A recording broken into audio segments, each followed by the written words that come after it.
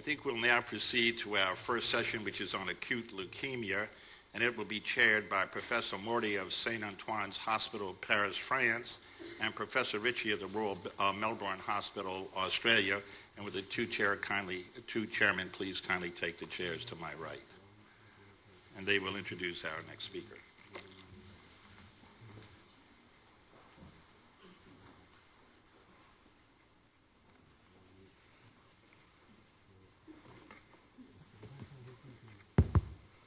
Good morning, everybody. I'm Mohamed Modi from St. Antoine. On behalf of myself and from behalf of Dr. Ritchie, I'd like to welcome you to this first session, which is dedicated to acute myeloid leukemia. Without any further delay, I'd like to welcome Professor Tien, our local host, who will deliver the first lecture dedicated to classification and risk stratification in acute myeloid leukemia. Dr. Tien. Thank you.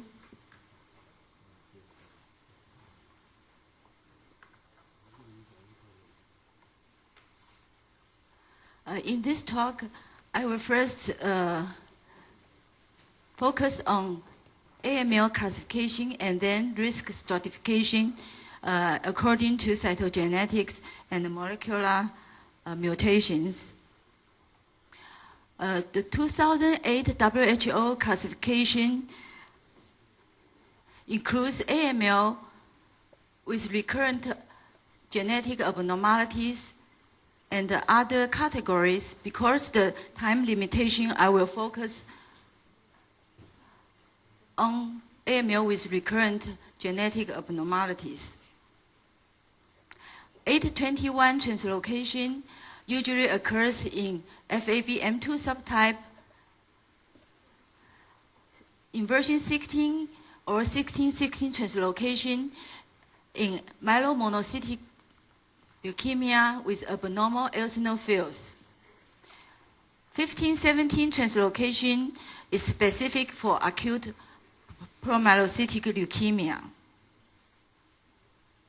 And 911 translocation in monocytic leukemia.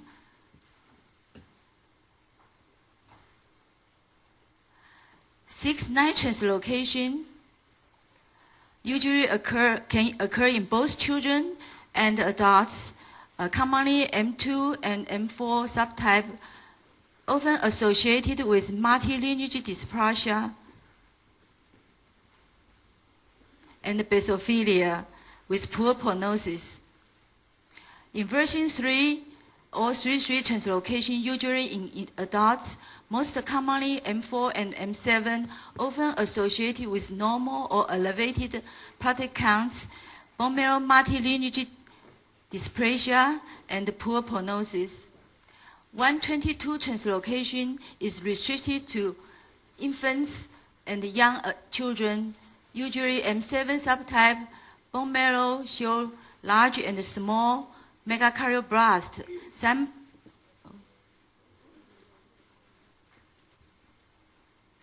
blasts may look like a lymphoblast, but they express megakaryocytic marker like a CD41.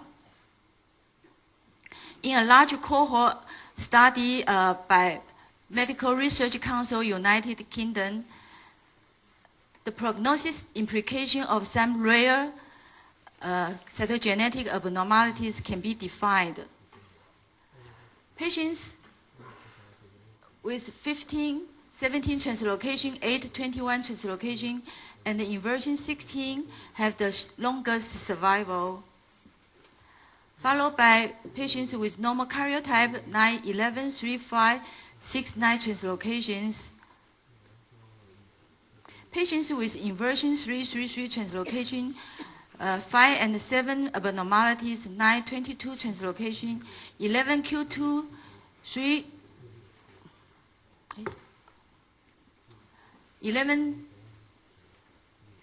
Q2, 3 translocation other than 9, 11 or 11, 19 translocation, and the MDS-related abnormality have the poorest outcome. In addition to cytogenetic abnormalities, Many molecular mutations can be detected in AML, such as mutations involving activated signaling, such as FRI3 internal tandem duplication and tyrosine kinase domain mutation, KIT and RAS mutations.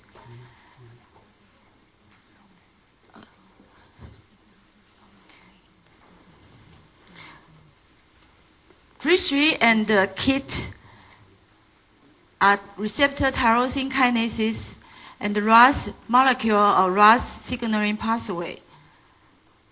Mutations involving transcription factors such as CBPA and RUNX1 mutation, NPM1 mutation, mutations involving epigenetic modification such as IDH, TET2, and DMT3A mutations related to DNA methylation, and XSO1 mutation and MLL rearrangement related to histone modification.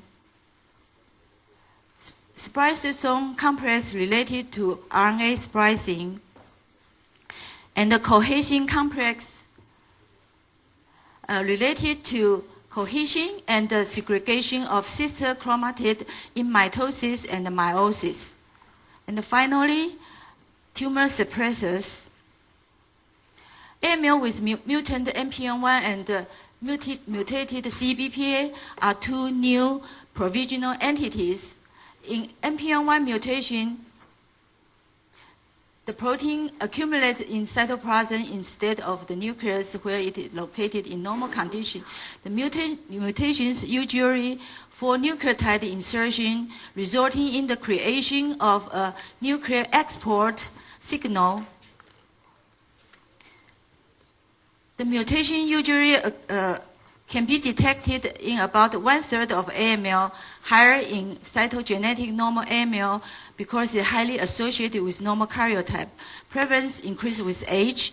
Leukemia cell usually negative for CD34 HLA-DR, but positive for CD33.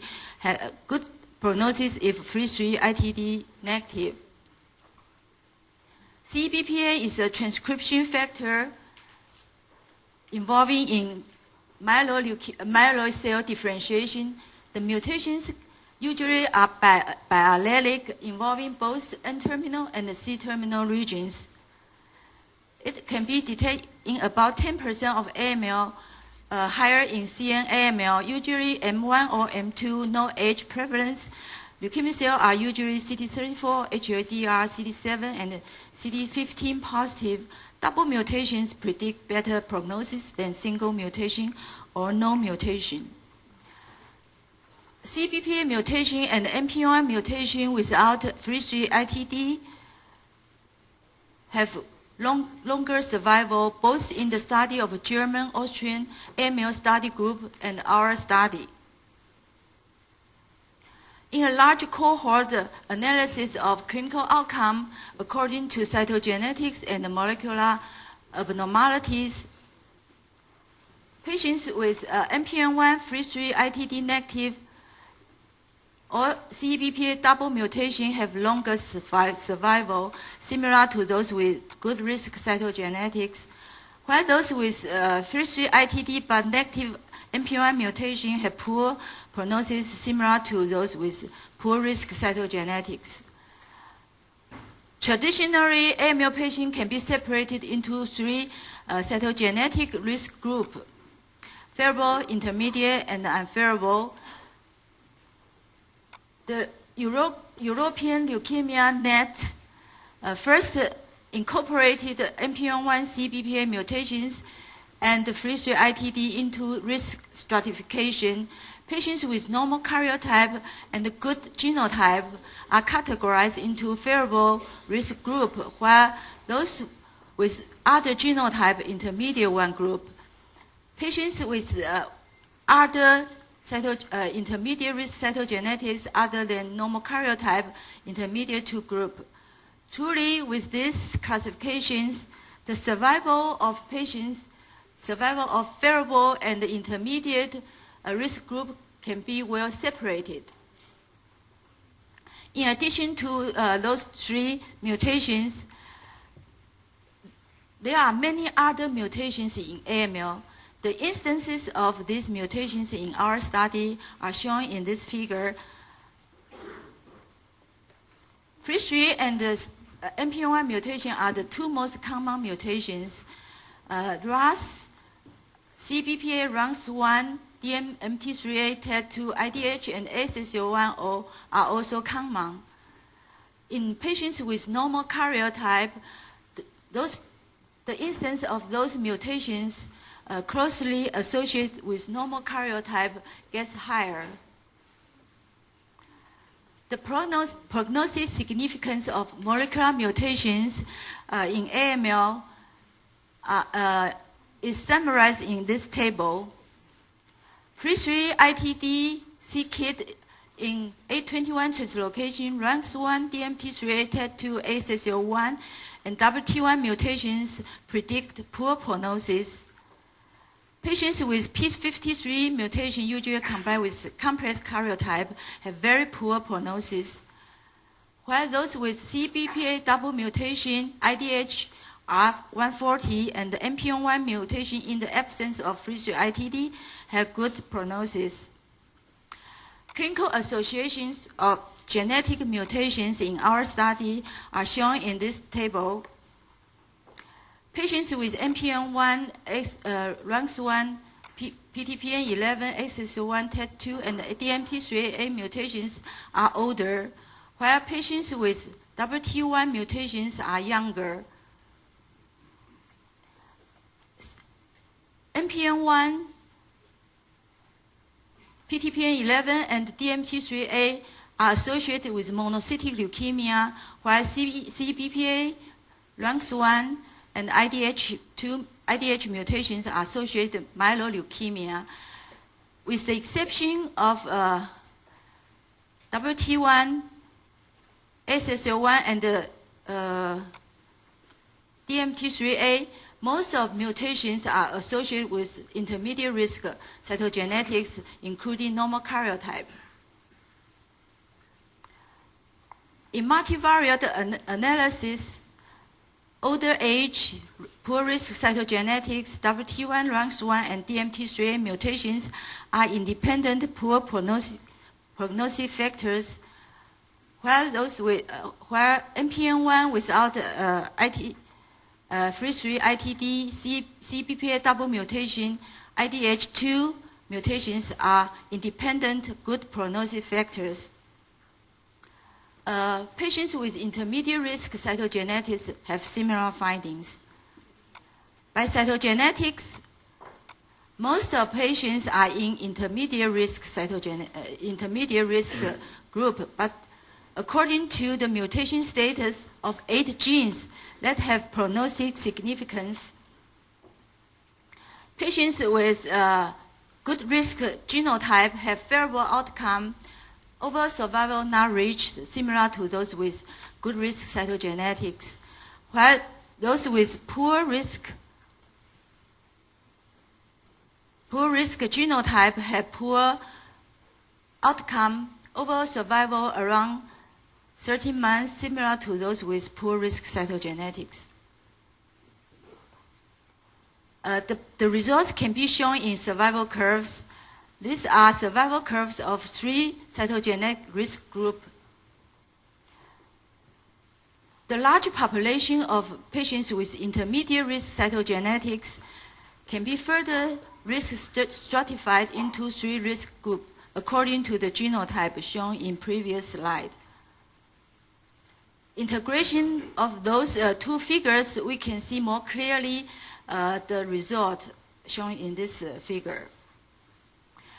Genetic alterations can be potential targets for novel therapies. For receptor tyrosine kinases, there are tyrosine kinase inhibitors, FLT3 inhibitors, RAS pathway, there's a farnesyltransferase inhibitor, tipifarnib, transcription factor, PML-RARA, there are all-trans retinol acid and arsenic trioxide. For epigenetic modification, there are DNA demethylation agents, histone deacetylase inhibitors, DOT1L inhibitor. For summary, most AML have cytogenetic or molecular aberrations. Genetic abnormalities can predict clinical outcome. Integration of cytogenetics and molecular mutations can better risk stratify AML patients into different prognosis groups. Gene alterations can be potential targets for novel therapies. Thank you.